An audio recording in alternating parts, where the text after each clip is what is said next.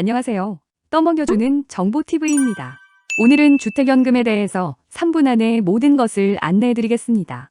이것만 알면 주택연금 박사가 되실 겁니다. 주택연금 가입 조건은 어떻게 되나요?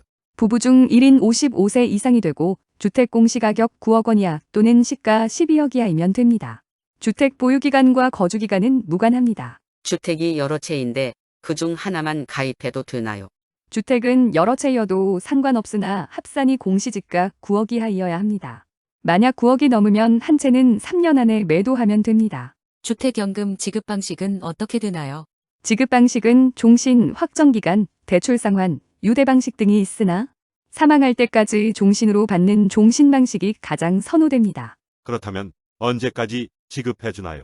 소유자 및 배우자가 사망 시까지 지급합니다. 주택연금을 받게 되면 주택은 뺏기게 되는 건가요? 아니요. 그런 오해가 많은데요. 주택연금은 일종의 국가가 보증하는 대출 상품이라고 생각하시면 됩니다.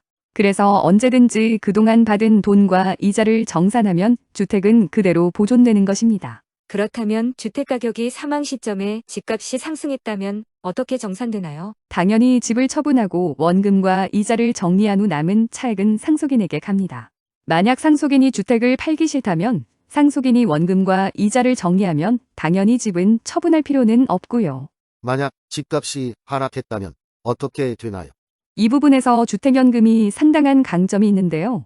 주택연금은 공공의 영역이 되므로 하락에 따른 돌려줄 원금과 이자가 초과되어도 추가로 지불할 이유가 없고 아무런 피해도 없습니다. 그렇다면 처음에 설정된 주택 가격으로 평생 받는 돈이 정해지나요? 네, 그렇습니다.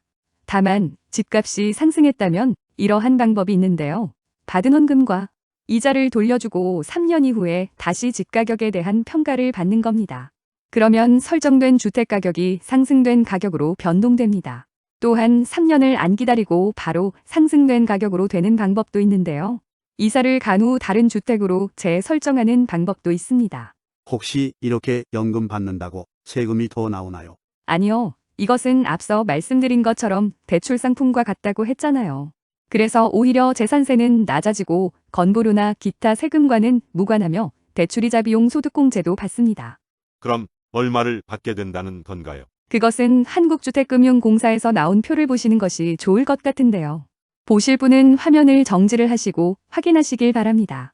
참고로 72세 3억 4,500만 원 주택을 신청할 경우 월 지급금은 현재 112만 원에 해당한다고 합니다. 전체 보기는 이렇습니다. 혹시 단점은 무엇이 있나요? 사실 단점은 보증료와 이자에 대한 부담이 있습니다. 결국 대출 상품이기 때문에 이자도 있고 매년 빌린 돈에 대한 연장료와 같은 보증료가 있는데 초기 보증료는 주택가격의 1.5%이고 매년 잔액의 0.75%가 나옵니다. 물론 나중에 주택을 매도한 시점에 모두 정산되므로 체감은 할 수 없겠지만 결국 정산 시점에는 비용이 무시 못할 수준으로 정산되기 때문에 이 부분이 단점입니다. 그렇다면 참고로 단점이 어느 정도 되나요? 네, 참고로 65세의 4억 아파트로 월 100만 원 정도 주택연금을 20년 수령 시 약 2억 5천 정도 되지만 이자와 보증비용 등은 약 1억 1만 원 정도 나오게 됩니다. 이 부분이 심리적인 걸림돌이 되지 않을까 합니다. 이상 주택연금에 대한 모든 것을 알려드렸습니다. 떠먹여주는 정보TV였습니다. 시청해주셔서 감사합니다.